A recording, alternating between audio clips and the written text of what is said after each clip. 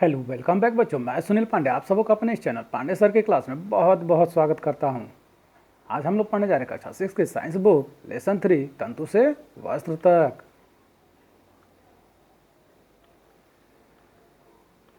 तो आइए अध्याय शुरू करते हैं। तो जैसा कि हम लोग रोज कपड़े पहनते हैं, इनमें से कई तरह के कपड़ों को हम अलग अलग उपयोग में लाते हैं। हमारे कपड़ों में कई तरह की विविधता पाई जाती हैं। कुछ कपड़े महीन होते हैं तो कुछ मोटे होते हैं, कुछ रंगीन होते हैं तो कुछ सफ़ेद होते हैं, कुछ चमकीले होते हैं तो कुछ चिकने होते हैं तो कुछ खुरदरे होते हैं। जब हम कपड़े खरीदने दुकान पर जाते हैं तो वहाँ भी विभिन्न प्रकार के कपड़े हमें दिखाए जाते हैं, जैसे सूती कपड़े, ऊनी कपड़े तथा टेरिकॉट के कपड़े। यहाँ ध्यान रखेंगे बच्चों कि धागों को एक साथ बुनने से वस्त्र बनता है। आपने सुई में धागा तो पिरोया होगा, यदि नहीं पिरोया तो पिरो कर देखिए। कई बार धागे का अगला सिरा कुछ पतली लड़ियों में पृथक हो जाते हैं और ऐसा होने पर सुई में धागा पिरोना मुश्किल हो जाता है। धागे की ये पतली लड़ी और भी पतली लड़ियों से मिलकर बनी होती है, जिन्हें हम तंतु अथवा फाइबर कहते हैं। कुछ वस्त्र जैसे सूती, रेशमी, ऊनी के जो तंतु अथवा फाइबर होते हैं, वे पौधों व जंतुओं से प्राप्त किए जाते हैं। इन्हें हम प्राकृतिक तंतु अथवा नेचुरल फाइबर कहते हैं।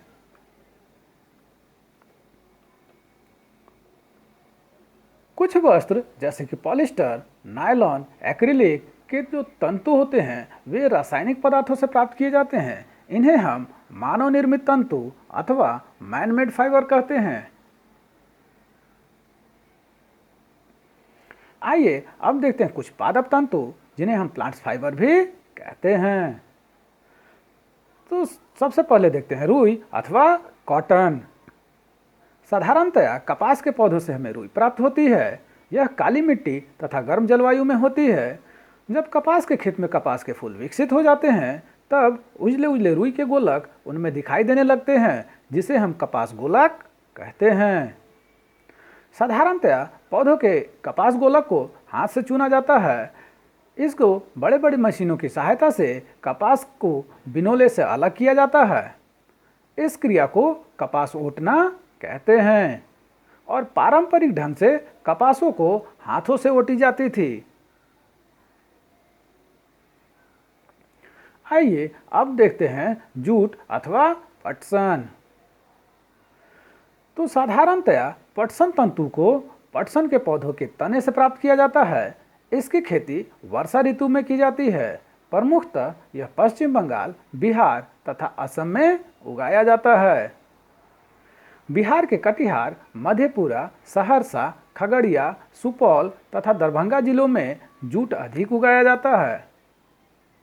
जब पौधों में फूल आने लगते हैं तो उसे काट लेते हैं।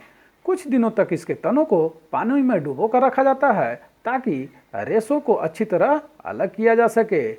फिर इनको पानी में पटक पटक कर धुलाई कर देते हैं और वस्त्र बनाने से पहले इन सभी तंतुओं को धागों में परिवर्तित कर लिया जाता है। आइए अब देखते हैं सूती धागों की कताई। तो रेशों अथवा फाइबर से धागा बनाने की प्रक्रिया को कताई अथवा स्पिनिंग कहते हैं। इस प्रक्रिया में रुई के एक पुंज से रेशों को खींचकर ऐंठते हैं। ऐसा करने से रेशे आपस में घुस जाते हैं और धागा बन जाता है, जैसा कि यहाँ हम दाईं तरफ तस्वीर में देख रहे हैं। रुई से धागा बनाना। आप भी रुई से धागा बना सकते हैं। एक हाथ में रुई पकड़िए और दूसरे हाथ के अंगूठे तथा तर्जनी के बीच कुछ रुई को चुटकी में पकड़िए और इसे धीरे धीरे रुई से बाहर की ओर खींचिए तथा रेशों को लगातार ऐंठते भी रहिए और आपका धागा हो जाएगा तैयार। कताई अथवा स्पिनिंग के लिए तकली का उपयोग किया जाता है। हाथ से चलाने वाली कताई में उपयोग होने वाली एक अन्य युक्ति है चरखा। चरखे का उपयोग राष्ट्रपिता महात्मा गांधी ने स्वतंत्रता आंदोलन के एक पक्ष के रूप में लोकप्रियता प्रदान की थी। आइए अब देखते हैं धागे से वस्त्र।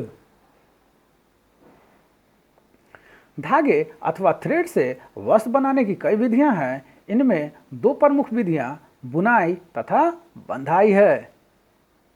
तो आइए सर्वप्रथम देखते हैं बुनाई अथवा वीविंग को। तो क्या आपने चटाई के बुनाई को ध्यान से देखा है? जैसा कि यहाँ तस्वीर में आपको बाईं तरफ दिखाया जा रहा है, इनमें पट्टियों को समानांतर ढंग से सजाकर दूसरे पट्टी को समानांतर पट्टियों में एक पट्टी के ऊपर तथा उसके बगल वाली पट्टी के नीचे से गुजारते हुए पिरोते जाते हैं। लगभग उसी ढंग से धागों के दो सेट को बुनकर वस्त्र बुने जाते हैं। धागे वास्तव में चटाई के पट्टियों की तुलना में बहुत पतले होते हैं। वस्त्रों की बुनाई करघों पर की जाती है, जैसा कि यहाँ ऊपर में तस्वीर दाईं तरफ में हम देख रहे हैं। ये करघे पर बुनाई करती हुई तस्वीर है। तो करघे या तो हाथों से चलने वाले होते हैं अथवा मशीन से चलने वाले होते हैं। आइए अब देखते हैं बंधाई, जिसे हम निटिंग भी कहते हैं। तो क्या आपने कभी स्वेटर बुनते हुए देखा है? बंधाई में किसी एकल धागे का उपयोग वस्त्र बनाने में किया जाता है। जब आप स्वेटर के एक धागे को खींचते हैं तो वह धागा लगातार खींचता चला जाता है तथा वस्त्र उघरता जाता है। जैसा कि यहाँ हम तस्वीर देख रहे हैं, यह स्वेटर है जो है एक धागे से तैयार की जाती है। तो बुनाई तथा बंधाई का उपयोग अलग अलग तरह के वस्त्रों के निर्माण में किया जाता है। आइए अब देखते हैं वस्त्रों का इतिहास। जैसा कि हम जानते हैं, प्राचीन काल में लोग पहनने के लिए वृक्षों की छाल अथवा बड़ी बड़ी पत्तियों अथवा जंतुओं के चमड़े का इस्तेमाल करते थे। कृषि के विकास के साथ समुदाय में रहना शुरू करने के बाद लोगों ने पतली पतली टहनियों तथा घास को बुनकर चटाइयाँ तथा टोकरी बनाना सीखा। लताओं, जंतुओं के ऊन अथवा बालों को आपस में ऐंठन देकर लंबी लड़ियां बनाई जाती थी और इनको बुनकर वस्त्र तैयार किए जाते थे। पुराने जमाने में भारतवासी रुई से बने वस्त्र पहनते थे। पुराने जमाने में लोगों को सिलाई करना नहीं आता था। उस समय लोग अपने शरीर के विभिन्न भागों को वस्त्र से ढक लेते थे। सुई के आविष्कार के साथ लोगों ने कपड़ों की सिलाई करके पहनने के लिए वस्त्र तैयार किए और इस आविष्कार के पश्चात सिले कपड़ों में बहुत सी विभिन्नता आती चली गई। तो आइए अंत में देखते हैं कि हमने क्या सीखा। वस्त्र सामग्री अथवा वस्त्रों में विविधता होती है, जैसे सूती वस्त्र, रेशमी वस्त्र, ऊनी वस्त्र और पॉलिस्टर वस्त्र। वस्त्र धागों से बनते हैं, जिन्हें तंतुओं अथवा फाइबर से बनाया जाता है। तंतु अथवा फाइबर या तो प्राकृतिक होते हैं अथवा मानव निर्मित होते हैं।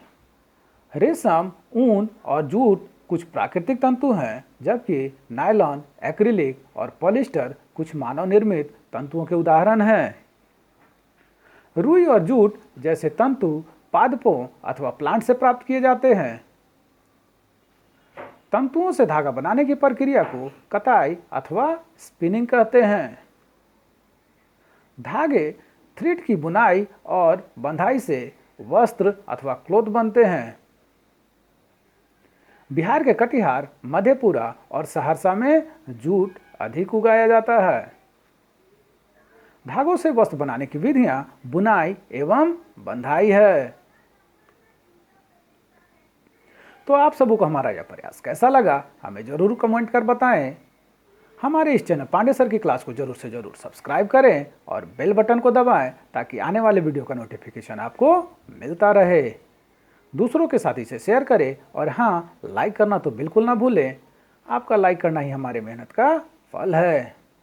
धन्यवाद। Thank you.